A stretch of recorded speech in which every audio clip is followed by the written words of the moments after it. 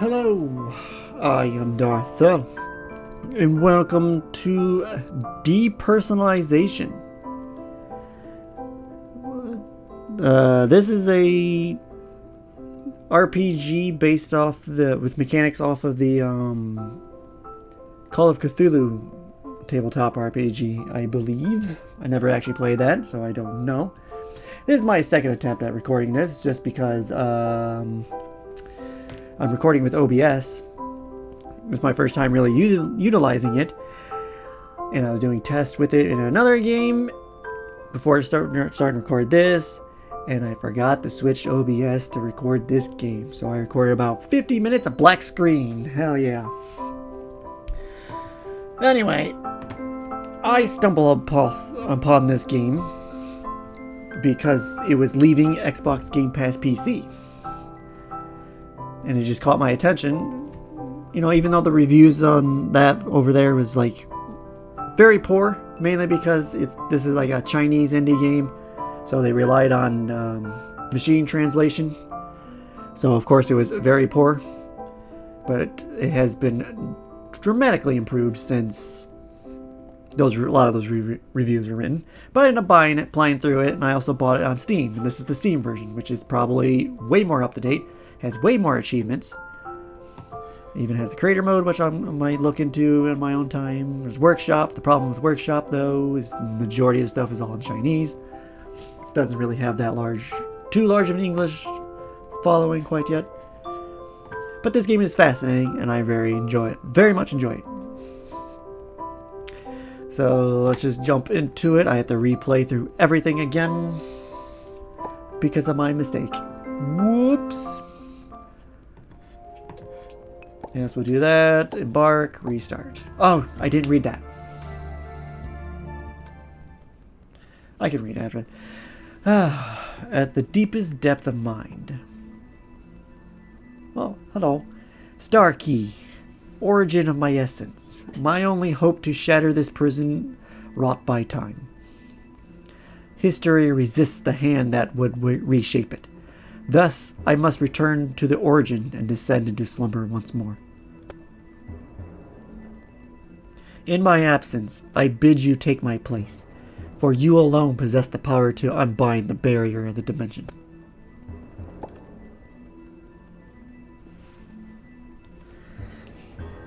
Boom, boom, boom, boom. In a bedroom, a child about 8 replaces the daffodils in the vase, while a woman lies quietly in bed.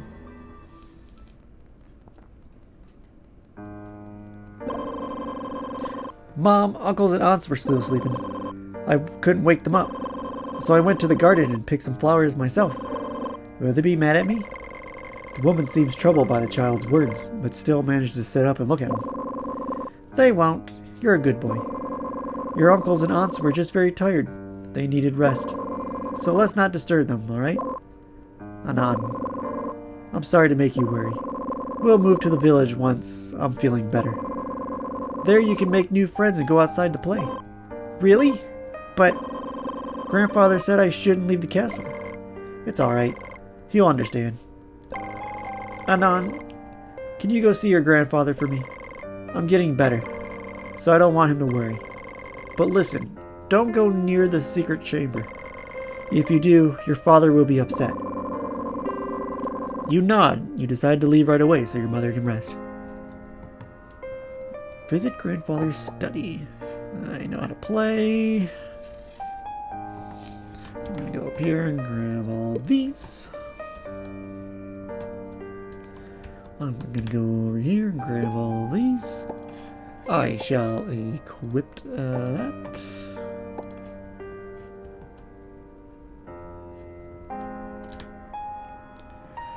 This looks like you're a photo. I just realized that looks wrong. This looks like a photo of your family. More than 10 people are in it. A little boy sits on the lap of a gray-haired old man, with a young couple standing behind him. Mother told you never to open the drawer, and you never have.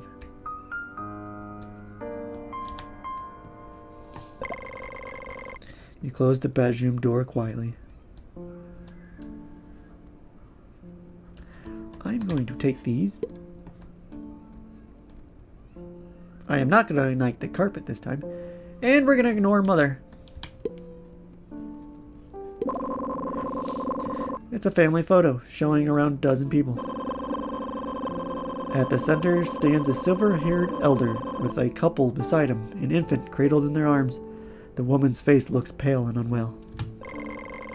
Behind her, a man in a wide-brim black hat keeps his face hidden in shadow. Head to secret passage. You find the hidden switch with little effort.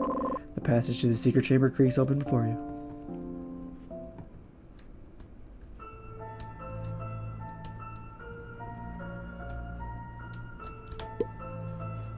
Listen.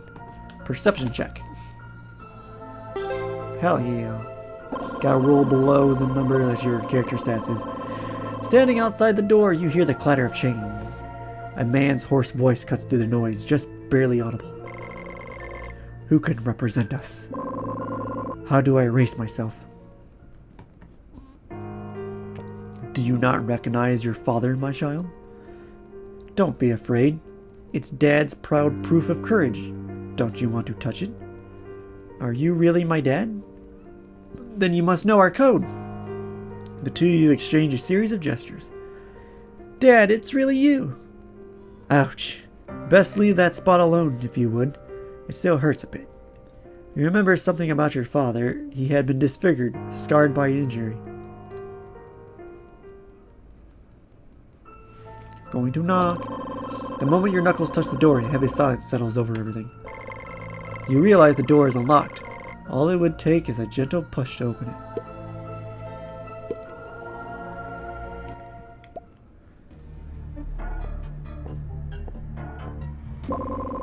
Anan? Anan, is that you? It's me, your dad. I've missed you. Come closer. Let me hear your voice. A face wrapped in bandages emerges from the darkness, followed by a crimson claw stretching out behind it. Ooh, didn't pass that time. Clink! The chain dragged behind him scrapes the ground. The claw freezes midair. Run, child, run! I can't hold it much longer. Stay. Dexterity check. Pass. I'm gonna re-roll that. Spending some luck to do it, and we passed. Did I say pass? I failed. And then I passed.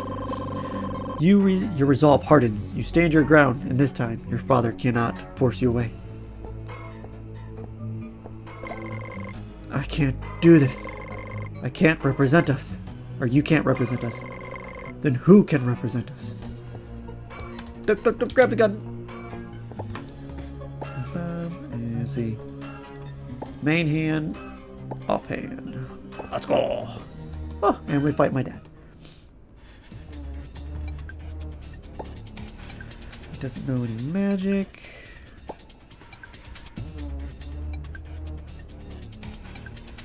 Let's focus. Dodge failure, but he fumbled. Attack with weapon attack. Failure, of course. Brawl failure, of course, but still hit. Dodge success. Ooh.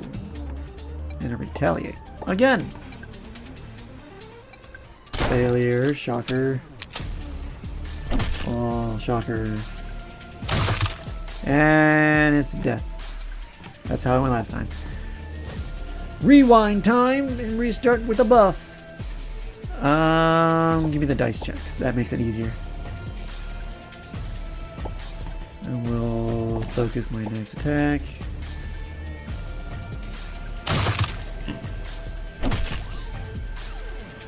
And we'll use weapon attack. Bam! There we go. That additional dice helps out so much. That was an achievement. I'm sorry, Anan. Everything might have been different if I hadn't failed. Before your eyes, the man vanishes into smoke. You remember, it's always been this way. He would leave without a word. Dad, he must have gone out for work. He'll be home soon. You try to believe it, but your trembling body won't listen. The pages are filled with illogical sentences. Who can represent us? Shadow. Sorry, I don't represent family acts. They're a little too cute. Dog. Sir, if you just see our act, we know you would want to represent us. Father. Okay, I'll take a look. Dog puts on father's clothes. Father paints himself in black to be Shadow, and Shadow acts like the dog and says, "We have a really amazing act. You should represent us." Shadow. Sorry, I don't represent family acts. They're a little too cute. Dog. Sir, if you just see our act, we know you would want to represent us. Father. Okay, I'll take a look. Dog puts on father's clothes. Father paints himself in black to be Shadow, and Shadow acts like the dog. The loop continues, and as you read, a heavy, formless sadness settles in your chest. The paragraph is inspired by SCP-3999. Record. I am at the center of everything that happens. The abstract narrative centers on a horrific entity that dwells within the protagonist. In the end, the protagonist chooses to end his own life to prevent the entity from breaking free. Its author, Lord Stonefish, has spoken openly about his struggles with severe depression. The story serves as a reflection, a miniature of his inner world. The box has been opened. It's empty. Ooh, retry. Ooh, even higher. Retry. There we go. You recall grandfather's warning in the observatory. Can you imagine, Anon, the worlds hidden behind this starry sky? As seekers of truth, we have spent our lives watching the stars. But as we gaze upward, the endless dark beyond them gazes back. Even the faintest trace of their power could erase mankind from the pages of history. The secret chamber holds the most dangerous substance in the universe, the strange. It's highly contagious. Whatever it touches, it turns into itself. Never go near that place, Anon. Not even close. Clue in some luck. Alright, we're done here.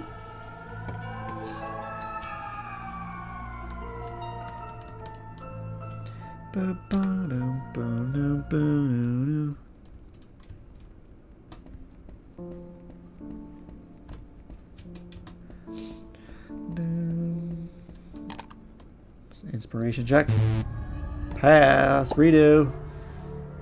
I did it exactly.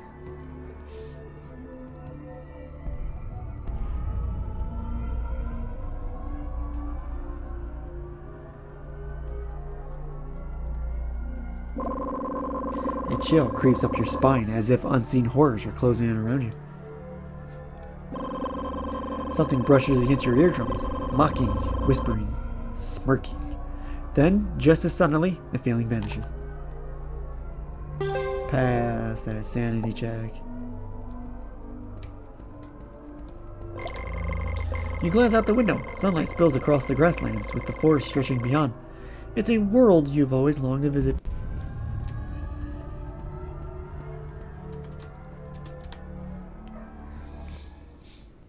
The moment you step into the room, time comes to a complete halt. Your consciousness slips away, after what feels like an eternity. You open your eyes. Grandfather stands before you, and in the center of the study, you see a door you've never seen before. You're our last hope, my child. Every star in the sky follows its destined path, but humans do not. You've carried far more than you should have, and now I will give you 10 years of freedom. He gestures towards the stone gate beside him, a portal linking two different worlds. You look into it, grasslands, forest, open skies. Then you turn back to grandfather and find him softer than you once remembered. You can't hold back the question. You're not coming with me, grandfather? I don't want to leave you, grandfather. I want to stay here with you. I don't want to leave. I don't want to live outside. I want to be with mother and father. Please, don't leave me. It was our fault that you never had a childhood like other children, Anon. It was my fault. Your mother and father, I couldn't save them. All I can do now, before the end comes, is give you these 10 years of peace. Anon, my pride. You've done your best to live a life, even without knowing the warmth of sunlight. But I know the shadow inside you has never left. Now go, and if you forget this place, forget the stone walls, forget the castle, forget your family, their faces, their voices, forget everything that happened here. But remember one thing, my child. The sky above is always the same. Whenever you go, or wherever you go, starlight will guide you home. You look once more at the gate, and now it becomes a bed, soft and warm. All you want is a long, long sleep.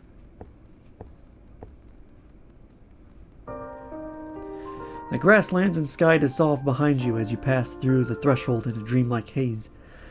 In their place is the grim town of Dunwich, drowned in rain.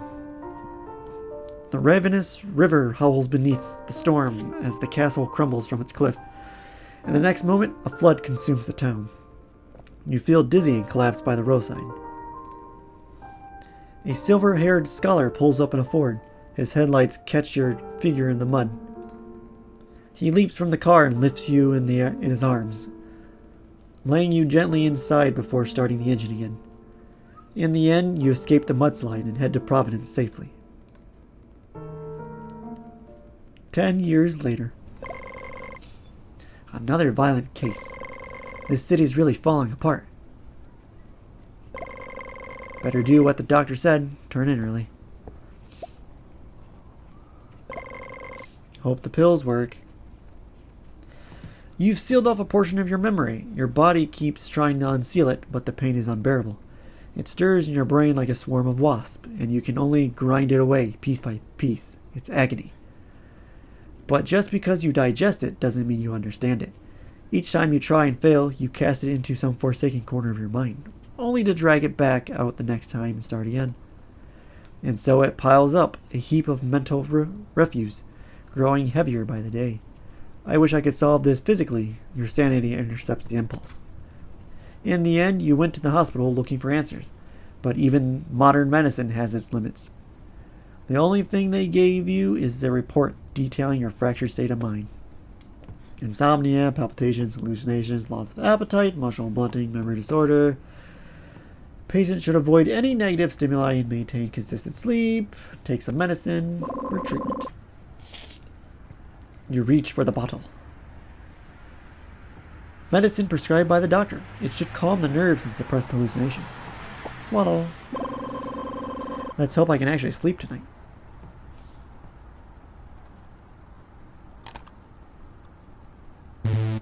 Ugh, failing all your rolls, man. There we go. Burning through all the luck. Even with the medicine, your frayed nerves refuse to surrender to sleep. Strange, intrusive dreams claw at your mind, and then torment stretches out until midnight. Yagnai. I can't control my body. It's just a dream, Manon. It looked real, but it's just a dream.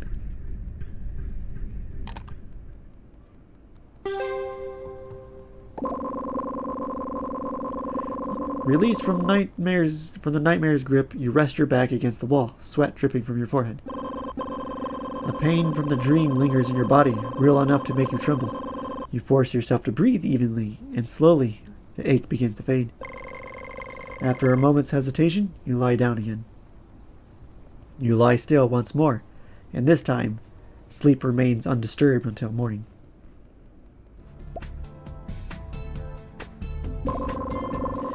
There's no name or address on the envelope, only a seal etched with a pattern that feels strangely familiar. You break it open and begin to read. Anon, my pride, today marks your 18th birthday. I have left a gift for you in my study. For reasons I cannot explain, I cannot tell you more. But I trust you will find it. You are our family's last hope, and I believe you will survive what's to come. With love, your grandfather, George Howard. The letter. It's gone. Fragments of memory surge through your mind, like waking from a dream whose edges still cling to you. Thoughts rise from a once dry spring, but they refuse to gather into a stream. You reach for them. You try to piece them together. This time, it doesn't hurt. With your mind's eye, you see a castle beneath a star-scattered sky, where Venus wears the brightest crown. You see the chapel to the east, and the arched observatory above it. It all feels achingly familiar. Yes, this was your home. Visit Arkham.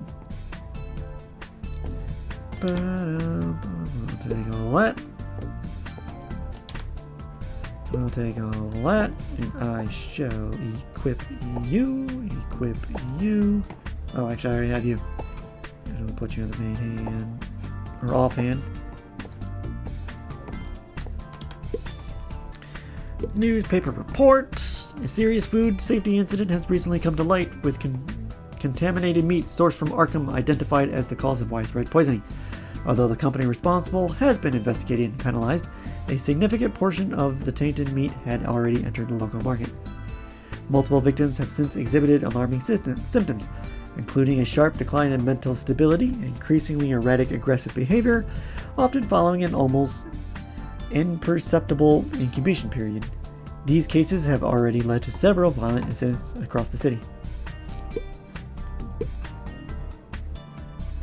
Class papers about the lost city of Carcosa, which was said to be eradicated from the map in an unholy disaster. Tens of thousands of people vanished in just one night alongside the stone walls and pillars. Eventually, its disappearance led to a war waged by the neighboring kingdoms that lasted for a few centuries. Amy recommended these. I only made it through a few. Guess it's time to return them. And we shall observe that. Good old pass. Thank you. Notebook in the paper. Anon, they're putting on the play Tosca in the school. I mean, I never watched an opera before, so any chance you can watch with me? From Amy. She has a crush on you, bro. Take that. And we'll leave the dormitory. Head to the school gate.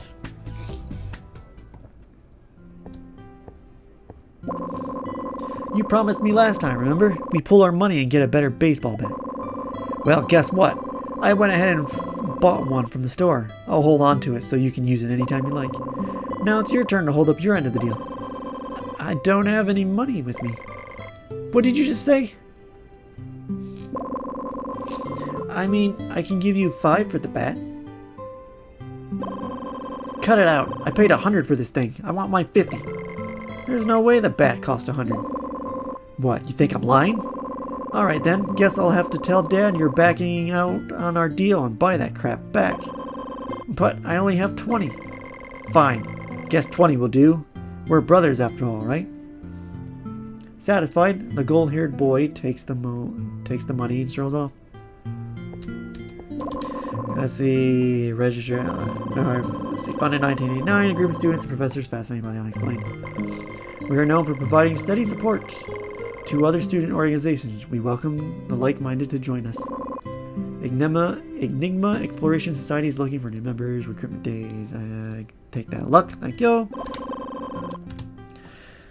The Opera Club warmly invites you to join us for a performance of Tosca on the 18th. Bring your fated one. You won't find a more romantic date night anywhere on campus. A reward for anyone who finds it and brings it to the poster. Beneath it, an image of a yellow badge. The poster claims to be an antique collector. Strangely, the contact information has been ripped away. Almost as if someone didn't want to find it. School President Stone passed away on December 28, 1919 at 10:38 a.m.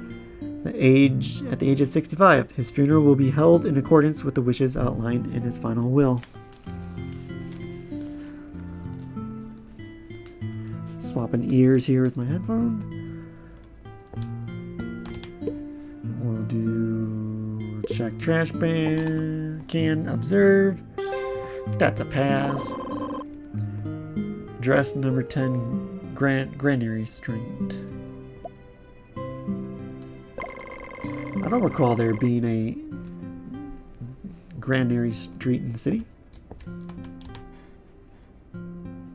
Matches and some money.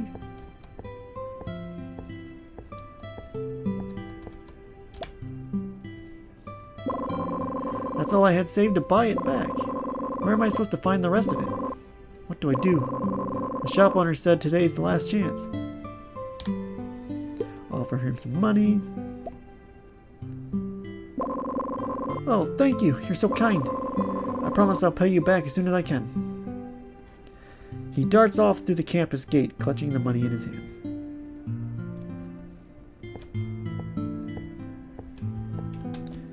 And now we'll just go to campus.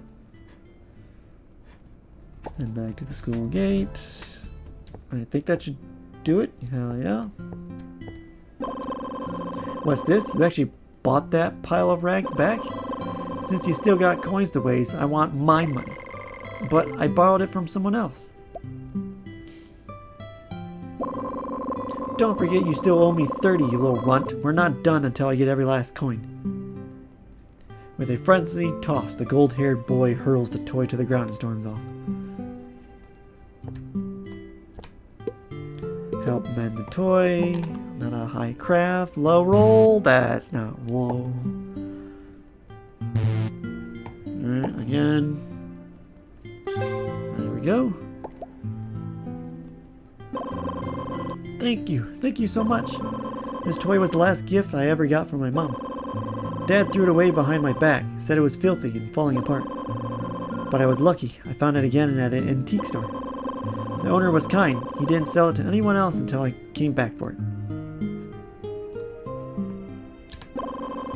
That was Ooze, my brother. We're not blood related, but he always gets Dad's attention.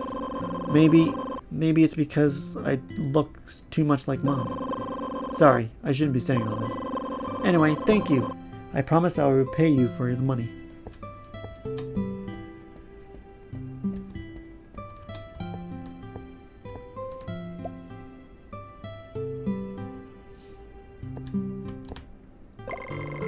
What brings you here, Anon? Trying to make some new animal friends?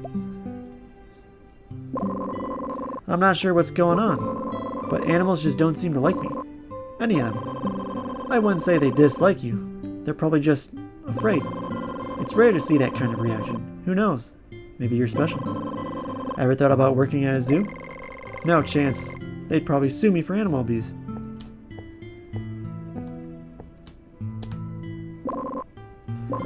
That's all in Chinese.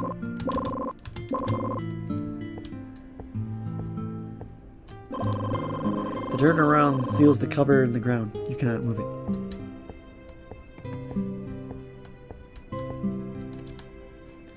Some money and a lighter. Go to the phone booth. Do a little check. That's a pass.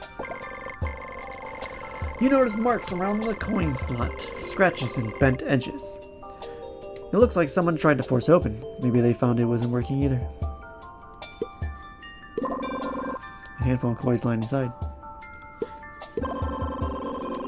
A few numbers are scribbled on a faded note. One reads the number, Railway Administration. There's also a card attached with no comment, with just a single number. Insert coin. Oh, you insert a coin, but the phone still stays silent. You're not sure if the machine is broken. But one thing's certain, your coin is gone for good.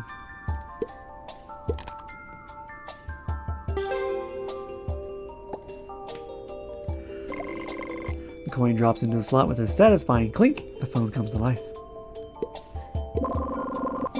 You place the call. After a few moments, a robotic voice hums through the static. Bustin'. You can tell from the rough quality, it's a pre-recorded message.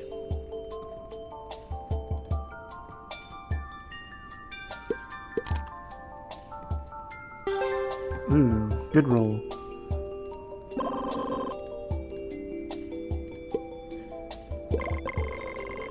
After a short wait, a brusque male voice picks up. You're told the railway line is currently out of service, since a train bound for Arkham has gone missing. There's no clear timeline for when services will resume or if it will.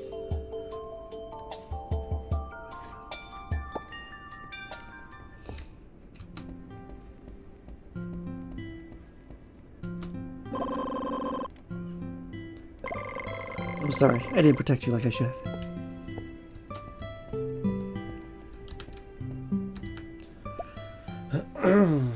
Back to the school gate. Let's see if it changes. It does. You kind of freaked me out, Heber. Or Heber. Didn't think you had it in you to call me out like that. So, you got my money? Huh? You... Ugh. What's wrong with you? Just found myself a new hobby, that's all. We're brothers, right? And brothers help each other. You'll help me, won't you? Yeah, sure, of course. You got my full support. Good to hear. This is my debut piece, by the way. I'm looking for a buyer.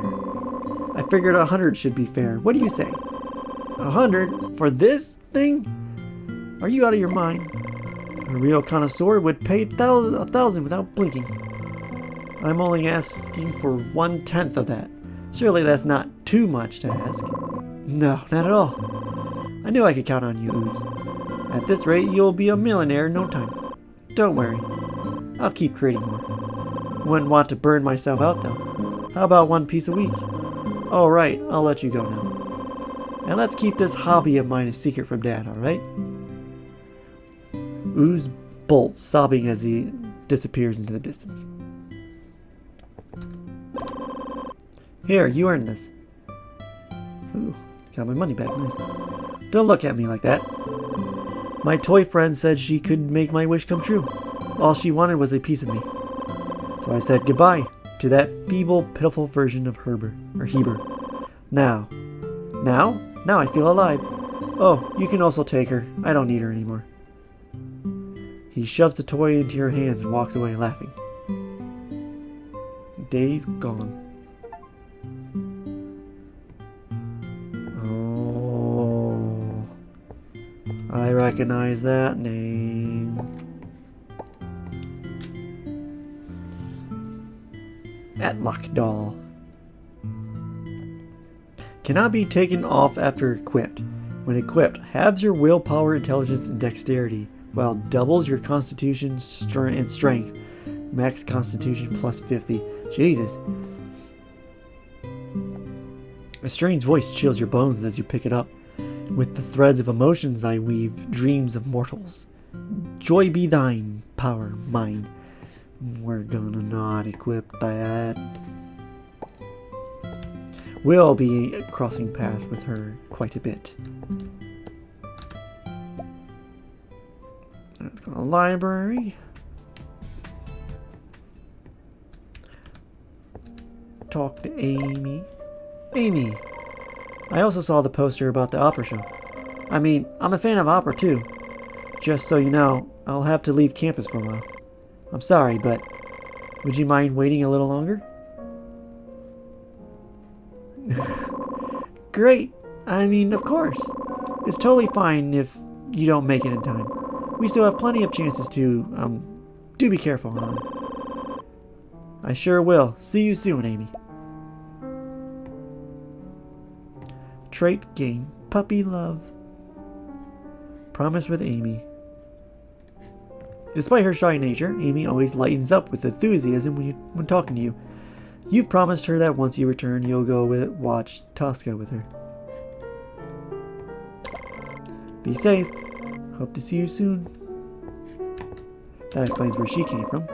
Poster of Tosca the Opera. Do a quick observation. That's a pass. Now, can I pass the sport grill? Nope. I'll let that go. Even though I think that it goes well for brawl. Nope, that's a failure. Retry. Survival skills and pass. Stealth increased by 10.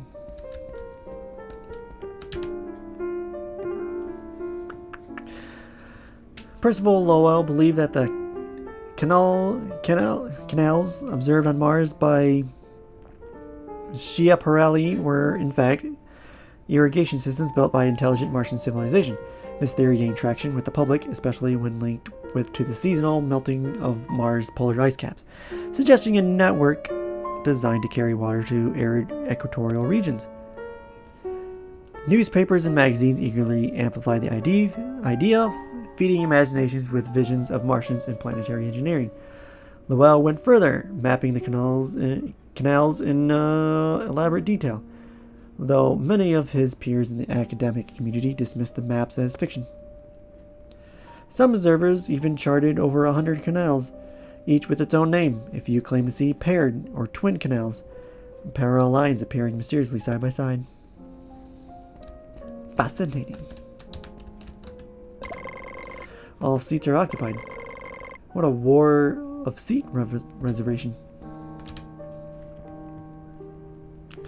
Created by the post-impressionist painter Vincent van Gogh, his art is marked by rough, urgent brushstrokes that convey both tension and a subtle, unspoken sorrow. The dominant blue tones evoke a melancholic atmosphere, one that quietly weighs on the viewer's senses. In this particular view from a window, a cypress tree stretches upward like a dark tongue, a flame licking the night sky. The sky itself spirals like a galaxy, dotted with stars, with a pale eclipsed moon lingering quietly behind.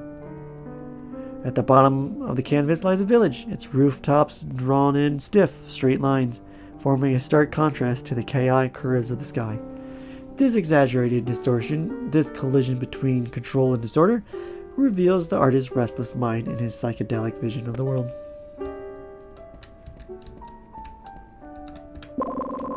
Professor Julie, your instructor in history and linguistics,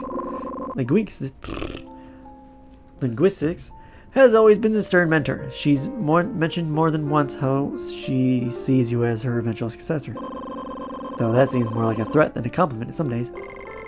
Despite your efforts, a recent incident has cast a shadow.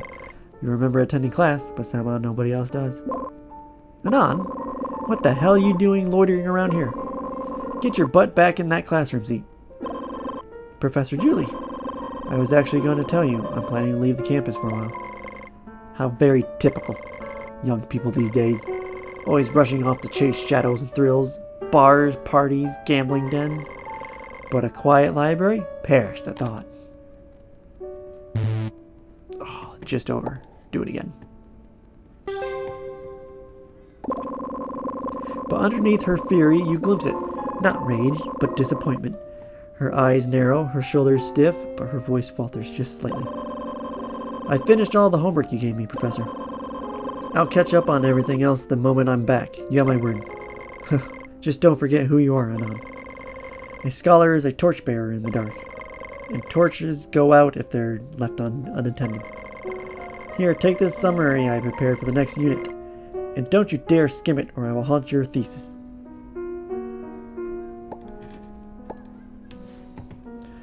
Bum, bum, bum. Oh, just passed? Nah, we're gonna reroll that. Or just failed. Increase all that, thank you.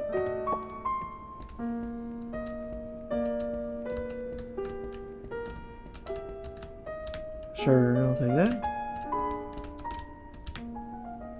Magnifying glass, which I will equip that. I am mute, and toe of frog, wool of bat, and tongue of dog. For a charm of powerful trouble, like a hell broth boil and bubble. The tragedy of Macbeth, one of the most profound pieces of literature ever penned, assuming one accepts the common interpretation that unchecked ambition leads to ruin. Ah, but the true intention remains unveiled. You're with the Enigma Exploration Society, aren't you? Never thought anyone outside would recognize us. Indeed, our goal is to uncover the hidden truths. Take that verse just now. I believe it to be a corrupted fragment of an actual summoning incantation. That's a bold take, isn't it? But belief is a personal matter. I too was skeptical of the occultism when I first joined. How about this? Let me show you a little demonstration. A harmless divination spell. Well, relatively harmless. Ill omens have a tendency to manifest if you're unlucky. Still want to try? The man before you is eager to prove something. The risk of negative effect remains nevertheless. You decide to give it a try. Close your eyes. The key! What? What's going on? My nose is bleeding. Oh god, the spell is backfiring at me. I mustn't use this again. Not until I find the missing component. You learned a new spell to occultism change. Withering. And I gained some sanity. Nice. Shame the second floor is off limits right now. So many rare tomes I've yet to read. Have you heard the rumor? A few books went missing up there. The witness said he saw, well, a bat-like creature sneaking around with books clutched in its claws, right before it knocked him out cold. He also claimed there was a stench, like something had crawled up from the sewer. Of course, the police dismissed it all as hallucination. But what do you think? He claimed to have seen a monster. Do you think it's just a hallucination? It is not. Hallucinations tend to be persistent and personal. Your witness described a single coherent event and not a recurrent vision. Sounds to me like he saw something real. Maybe a disguise, maybe something else. Exactly! You're sharp. I was that witness. And I've been torn between fear and obsession ever since. Then perhaps you should help the investigation. Reframe your account, stick to the facts. If you want the truth acknowledged, present it without embellishment. You're right. Thanks. Okay.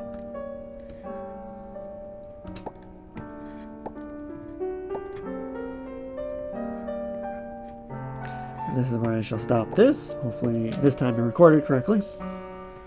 Thanks for watching.